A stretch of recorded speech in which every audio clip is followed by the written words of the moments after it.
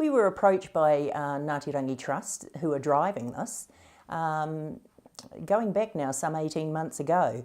So ours was to go out into the community and speak to our whānau out there in the community who are needy and whose homes were falling down basically around their ears. For us, it was about finding those people in our community, identifying what they needed done to their homes, and then assessing that and taking it back to the trust for them to have a look at. The first lot of houses I did, it was a real shock to me of how people live. And I know I ended up going home and I was nearly in tears because I just felt so, sort of hopeless and trying to help, help the people. New builds and things like that where everything's nice and clean and new and things like that, to walk into that environment. I had advised that there were things like hot water cylinders, electrical wiring, plumbing was often a big one in a lot of the homes, and all of these things are key to health and well-being in our communities out there.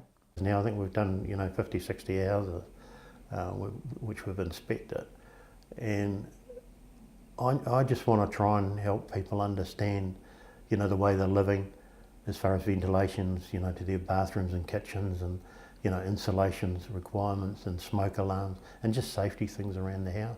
You've just got to look around the community and have a look at what's going on in your own community. Healthy homes are key to healthy individuals. Most of our whānau out there have 4 children in our families, in an average family. Now when you've got that many children in a home, as well as the parents, obviously there's going to be accidents if these things are left the way they are. And quite often that's what we're looking at. We went into the house and she had the dryer in the lounge going, and the dryer creates moisture in the house, and it was almost hard for us to breathe in the house. And I started doing my assessment. I went into the bathroom. The bathroom window was nailed shut. There was mould on the walls and ceiling. I went outside to go into the laundry. They had no handle on their back door. They used a knife to open the door, and I said to them, what's going to happen in an emergency here if there's a fire in the house getting out, But all of they seem like simple things, but they're really important things in running a house. But they had a fireplace there, but they weren't using it. They couldn't afford wood and things like that, and had this dryer going.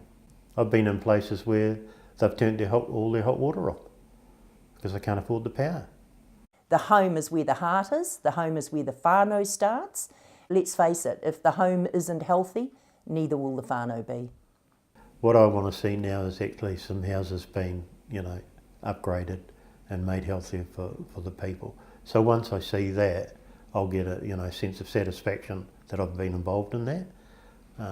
But it takes time, and we got to get the funding, got to get the people on board. But once that's done, it's like people's lives are going to be a lot better. Their kids are going to be healthier, less visits to the doctor, I hope. So it'll be good.